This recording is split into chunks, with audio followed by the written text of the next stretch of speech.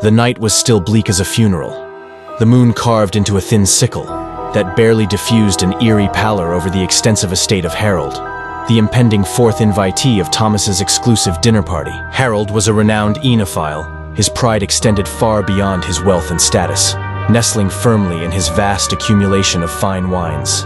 These precious vintages from all corners of the globe were hosted within the labyrinthine confines of his wine cellar.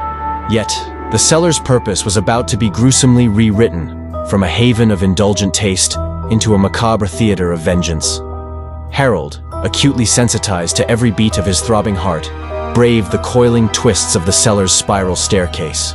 His skin prickled with an instinctive discomfort, a premonition that seemed to electrify the air within the cellar with a clamorous silence.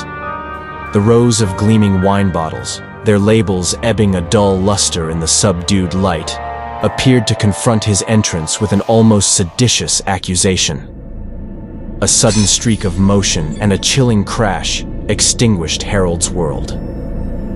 A prized $10,000 Bordeaux, its velvety richness hurled directly at Harold's head with the precision of a submarine torpedo. Thunk! The sound made by an exquisite bottle of fine Bordeaux. Harold was knocked unconscious before his body could slide over the unforgiving stone floor. The server man materialized from the darkened edges of the cellar.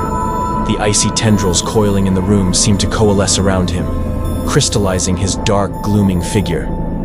His eyes, unveiled cruelty gleaming from their depths, regarded Harold with chilling composure. The server man was a phantom of darkness, a realm within himself, harboring an unquenchable thirst for retribution, and Harold was to be his next sacrificial offering. His gaze traveled menacingly across the rows of wine. The palette of retribution was to be red or white. Harold, bound and gagged, slowly regains a sense of where he is. Harold could barely manage a stifled whimper. His hysteria offered no accord with this game of morbidity. The server man's eyes ignited with contemptuous annoyance, and with a swift motion, he abruptly snatched a bottle of red and white vintage wines. Serverman begins to present the wines as if he's asking Harold, "Which one of the exquisite wines do you prefer?" Harold is shocked and terrified of the situation that he finds himself in. He doesn't seem to know what is truly being expected of his tormented state of being. In a brutal, decisive movement, the serverman shattered both of the bottles against the corners of the cellar bar, their remnants impressive in their lethal elegance. The spilt wine was a disturbing simulacrum of spilled blood, staining the floor in a dark, gruesome testament to the horrors that were to unfold. They were instruments of luxury. Now, they were instruments of destruction. The chilling echo of Harold's muffled screams painted the grim choreography of his doom. Each stab was executed with precision, a somber dance of retaliation set to the symphony of terror. The heavy scent of spilled wine furred the air, mingling perversely with the coppery tang of blood. As the cellar floor accepted the silent surrender of Harold, the mum tableau bore terrifying witness to the righteous punishment rendered by the serverman. His face grave, his deed done, he strode with chilling impunity, leaving behind the deafening silence of absolute terror. The serverman exited the tainted sanctuary, leaving behind tremors of unseen horror. His departure did little to erase the hellish tableau.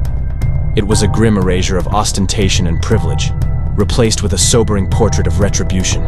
His justice was served cold, as chilling as the stone floor below and the decaying vintages around.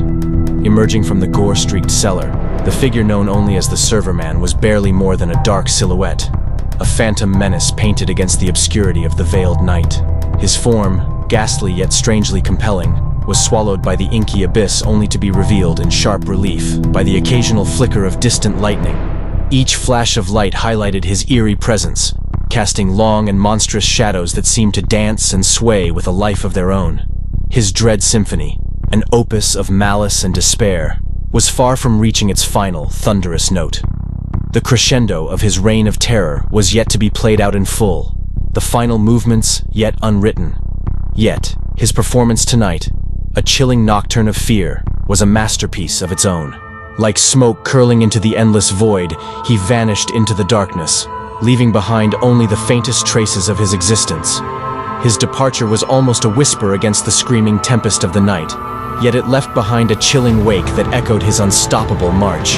The very earth seemed to shudder in his absence, the air turning cold with the memory of his passage. His reign of terror had not yet found its closure. It was but the opening act in a play of horrors yet to come. The night held its breath, waiting for the encore, the chilling sequel to his nocturnal performance. Yet for this evening, the curtain had fallen, bringing the act to a close. Serverman's night had come to an eerily dark completion, for now.